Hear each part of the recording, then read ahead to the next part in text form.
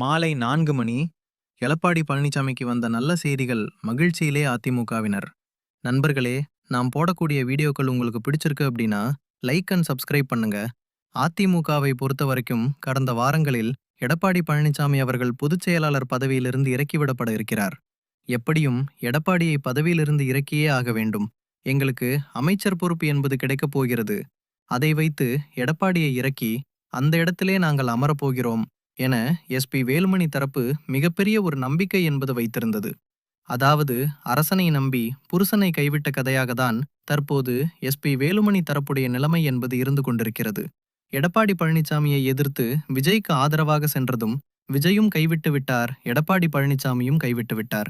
இப்படிப்பட்ட ஒரு சூழ்நிலை மாலை 4 மணி வாக்கிலே எடப்பாடி பழனிசாமி அவர்களுக்கு நல்ல செய்தி ஒன்று வந்திருக்கிறது.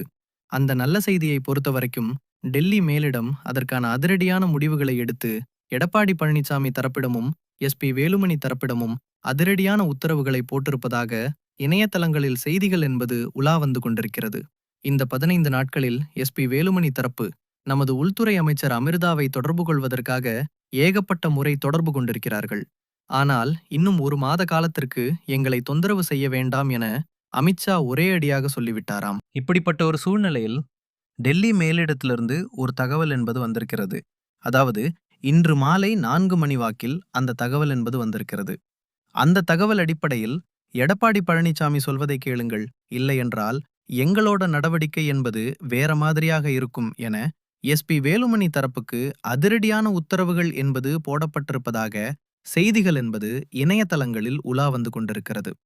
இந்த உத்தரவுக்கு அடுத்துதான் தற்சமயம் நமது எஸ்பி வேலுமணி தரப்பு எடப்பாடி பழனிசாமியிடம் பேச்சுவார்த்தை என்பது நடத்துகிறார்களாம்.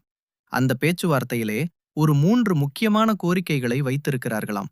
அந்த கோரிக்கைகளை எடப்பாடி பழனிசாமி அவர்கள் ஏற்றுக்கொண்டால் அதிமுகவிலே இணைவது எடப்பாடி பழனிசாமியை பதவியிலிருந்து இறக்காமல் இருப்பது என அனைத்திற்கும் சம்மதம் என்பது தெரிவிக்கக்கூடிய ஒரு சூழல் என்பது இருப்பதாக எஸ்பி வேலுமணி தரப்பினர் சொல்லிட்டு இருக்காங்க. அதில் முதலாவதாக தோல்விக்கு என்ன காரணம் என பொதுக்குழுவை கூட்ட வேண்டும். அடுத்த கட்டமாக எஸ்பி வேலுமணி தரப்பில் இருக்கக்கூடிய அந்த மாவட்ட பதவிகளை பறித்த எடப்பாடி பழனிசாமி அவர்கள், அதாவது பதவிகளை மீண்டும் கொடுக்க வேண்டும்.